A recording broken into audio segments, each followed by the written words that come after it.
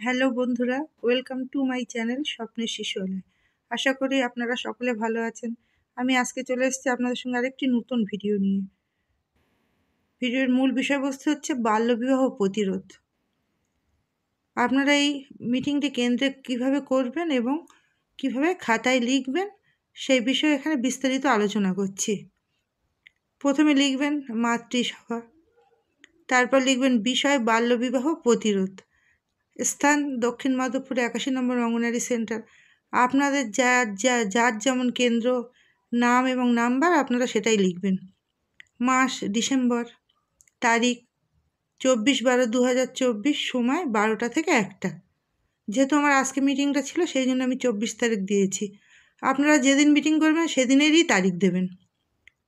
অদ্য ইংরাজি 24/12/2024 তারিখে দক্ষিণ মাধবপুর অঙ্গনওয়াড়ি কেন্দ্রে মা, কিশোরী মেয়ে ও অভিভাবকদের নিয়ে এক জরুরি সভার আয়োজন করা হয়েছে। উক্ত সভার আলোচ্য বিষয় কি? এক হচ্ছে 18 বছরের নিচে মেয়েদের বিয়ে দেওয়া বন্ধ করতে হবে, কারণ অল্প বয়সে মেয়েদের মন ও শরীর অপরিণত থাকে। এই সময় গর্ভবতী হলে মা ও শিশু দুজনেই অপুষ্টিতে ভোগে। দেশের প্রচলিত আইন অনুযায়ী ছেলেদের 21 বছর এবং মেয়েদের 18 বছর বয়স হওয়া চাই। 18 বছরের পরে বিয়ে হলে কন্যাশ্রী ও রূপশ্রী প্রকল্পে সহায়তা পাওয়া যায়। কন্যাশ্রী এবং রূপশ্রী প্রকল্পের যে 50,000 টাকা, 25 করে 50,000 টাকা, এটা নিম্ন মধ্যবিত্ত পরিবারের পক্ষে যথেষ্ট, অনেকটাই সুবিধা প্রদান করে। মায়ের তাছাড়াও অল্প বয়সে বিয়ে দিলে কিছু কুফলও আছে।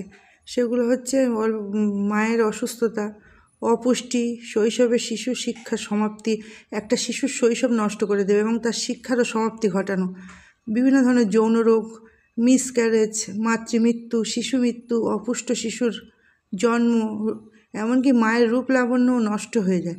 যারা এই অভিযোগ দায়ের করতে পারবেন, যারা এই বাল্যবিবাহের বিরুদ্ধে রুখে দাঁড়াতে পারবেন, তারা হলো ডাক্তার, স্কুল শিক্ষক, এএনএম, অঙ্গনারী কর্মী, আশাকর্মী, গ্রাম পঞ্চায়েত কর্মী, স্বনির্ভর দলের সদস্য, গ্রামের অধীন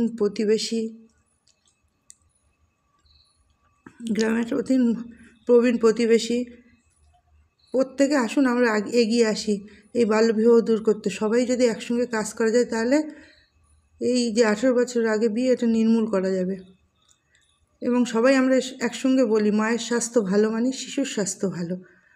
তারপরে আপনারা মায়েদের দিয়ে উপস্থিত ব্যক্তিবর্গের দিয়ে সই করাবেন।